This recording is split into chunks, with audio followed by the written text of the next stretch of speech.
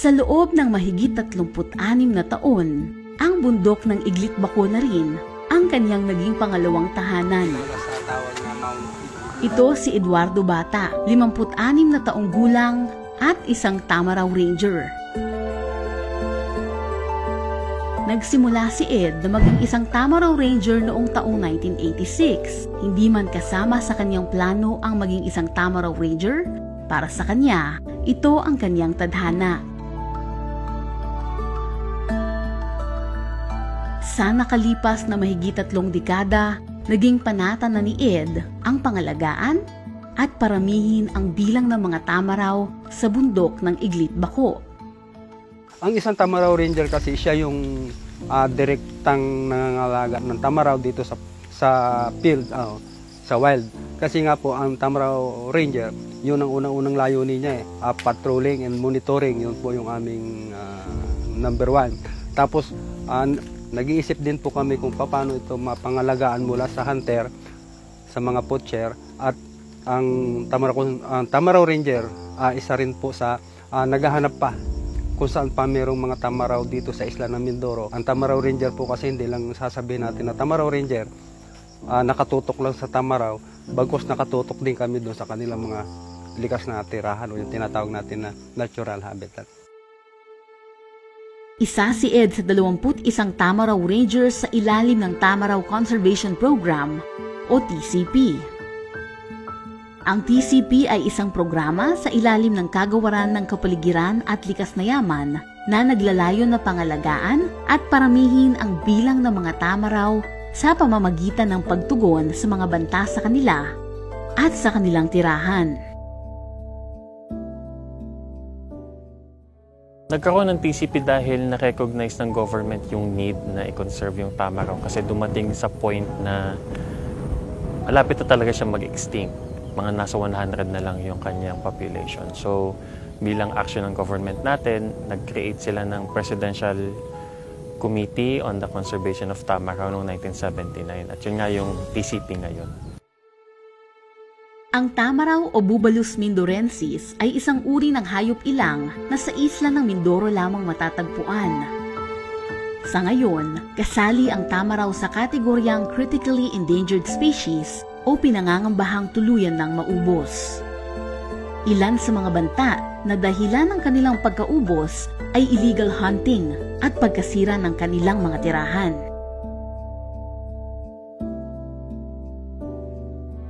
Mahalaga ang papel na ginagampanan ng mga Tamaraw dahil dito, iba't ibang conservation efforts ang ginagawa hindi lang ng ahensya, katuwang din ang iba pang sektor upang mapataas ang bilang ng mga Tamaraw. Unang-una kasi endemic siya. Sa atin lang siya makikita. Parang ano natin siya, pride and honor. So tayo bilang Filipinos, we must protect our pride and honor. Kasi parang kung may extinct siya, parang napabayaan natin yung ating pinagmamalaki. Pangalawa, biologically important siya kasi part siya ng isang unique na ecosystem. Dito sa, kita nyo naman, iba't iba talaga yung lugar natin dito sa Mount Iglit-Baco Natural Park. Pangatlo, culturally significant siya kasi yung mga katutubo, they live side by side with the Tamaraws. And sabi nila, pag nawala ng Tamaraw, baka mawala na rin sila. Kasi it means na degraded na yung environment and doon lang din naman sila umaasa. Taon-taon, nagsasagawa ng pagbibilang ang TCP upang masubaybayan ang populasyon ng mga Tamaraw sa bundok ng Iglit-Baco. Maituturing man na tagumpay ang pagtaas ng bilang ng mga Tamaraw sa mga nakalipas na taon, hindi pa rin ito sapat upang maalis sila sa kategoryang critically endangered. Yung challenge kasi andun pa rin, patuloy pa rin, pero despite that, from year 2000 na ang Tamaraw ay nasa 154 lang dito sa Mount Iglit-Baco Natural Park. Ngayon, nasa mahigit 400 na siya. So I guess by those numbers, feeling ko naman merong konting success doon sa ating conservation efforts. Kung i-compare natin before, mga 10 years ago, mas bumaba na yung incidence ngayon kasi nagiging intensive yung campaign natin, yung ating information and education campaign natin tungkol sa Tamaraw at paano natin sa eco-conserve. So, mas marami rin nakaka-appreciate, so nalilesen na rin in a way yung poaching. Hindi madali at mapanganib kung ilarawan ni Ed ang trabaho ng isang Tamaraw Ranger. Ang mga dalisdis, bangin, mga damuhan, at mababatong daanan sa loob ng kagubatan ang kanyang araw-araw na tinatahak. Dagdag pa riyan ang panganib na dala ng mga poachers na handang manakit makakuha lamang ng Tamaraw. Yung kumakain kami ng hapunan, alas 8 ng gabi, tapos bigla kaming puputukan. Ilang putok yung ginawa doon sa aming station. So kami naman, hindi naman kami basta-basta pwedeng umalis kasi nga station namin doon. Pag umalis kasi kami, baka kami makuha ng abandonment ng post. So ang ginawa namin, kahit papano, nando lang din kami sa station, hindi talaga kami umalis. Tapos binibilang namin kasi ang ilaw nila siguro nasa 7 sila. Kami lang itatatlo. So anong laban namin doon? Tapos di baril pa sila. Diyan kami nakararas na kami pagbantaan eh. Mga poacher, mga illegal logger, parang nagagalit sa amin kasi nga logo namin ay DNR. So meron dyan na pagbantaan kami, meron dyan yung haharangin kami sa daan, meron dyan yung puputukan kami. Mahirap siya in a way kasi ang daming threats sa buhay namin, mostly sa buhay namin, sa mga rangers. Yung pagpunta lang natin dito, di ba, parang ang hirap na physically. Pero what more yung babantaan yung buhay namin kasi may mga nahuli kami mga poachers. Pero parang yung mga yun parang dumaan lang eh. Kasi nga parang naubos na yung takot namin. Kasi kung halimbawa lahat ng tao, lahat ng empleyado, lahat ng Tamaraw Ranger, kung matatakot lang sa mga ganong klase ng pagbabanta paano na? Wala nang matitirang Tamaraw Ranger. So malaya sila na kung ano yung gagawin nila dito. Wala nang magagawa, wala nang pipigil sa kanila. Kasi nga, sabi ko sa mga kasamahan nga na, sabi ko, huwag tayong matakot. Kasi pag tayo natakot, sino pa yung gaganap sa atin? Sino pa yung magtatanggol sa Tamaraw? Damaman ang pagod sa maghapong pagpapatrolya, maliit man kung tutuusin ang kanyang kinikita, buo pa rin ang loob ni Ed, nagampanan ng kanyang sinumpaang tungkulin. Sa kabila ng bawat panganib na kanyang hinarap, sa Tamaraw man o sa ibang aspeto, patuloy pa rin ang dedikasyon ni Ed at ng kanyang mga kasamang Tamaraw Rangers sa kanilang layunin.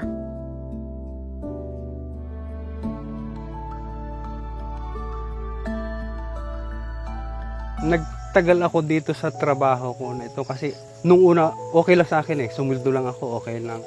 Tapos nung bandang huli parang lumalalim, tumatagal, parang yung pagmamahal ko sa ganitong klase ng conservation. Kahit kami hinahabol, kahit kami yung kumbaga tatalon kami sa bangin, okay lang sa amin, challenge eh. Kumbaga natural lang sa kanila dahil wild sila eh. Pero sa amin, talagang napamahal na talaga. Malalim na yung samahan ba. Ay pinagmamalaki ko talaga. Hindi lang siguro ako, lahat ng Tamaraw Ranger, kasama na yung mga pamilya namin. Yun yung ating measure of success, yung pag nakakita tayo ng mas marami pang Tamaraw. Pangalawa, pag nakakita tayo ng iba pang lugar sa Mindoro na may mga Tamaraw pa na hindi pa nakikita ng iba. Ang long-term goal namin is to maparami yung Tamaraw by at least 2,000 individuals by 2050. That's around 30 years from now. Yun yung immediate na goal namin, ma-expand yung habitat and tuloy-tuloy yung protection and yun nga, intensive IEC campaign para by year 250, nasa 2,000 na siya and hopefully, hindi na siya kasama sa list ng critically endangered wildlife. Hindi ko alam kung ano yung sasabihin ko pag ang Tamaraw ay nawala na doon sa critically endangered na kategory niya. Kasi yan nga po yung unang-una naming layunin eh. Maparami ang Tamaraw. Maalis siya doon sa kategorya na yun. So, kung doon pa lang siguro masasabi natin na talagang kami sa TCP, masayang-masaya. At siguro yung kasiyahan na yon ay siyempre sasamahan din natin ng gawa para kung umabot man ito ng 2,000 ay siguro kami mga empleyado pwede na kami umalis kasi nga yung aming misyon natupad na namin. Malayo pa man sa inaasam na tagumpay, buo naman ang loob ni Ed at ng kanyang mga kasama sa TCP na sa kanilang pagpapagal at sa tulong ng bawat Mindoreño ay patuloy na mapangalagaan ang mga Tamaraw. ginagawa naman natin ito para rin naman sa kabataan. So dapat sana siguro yung mga kabataan, ganun din ang gawin para sa susunod sa kanila, may makita rin ang buhay na tamaraw, hindi lang sa libro, hindi lang sa mga drawing, bagkus talagang buhay na tamaraw na andito sa kanilang mga likas na tirahan.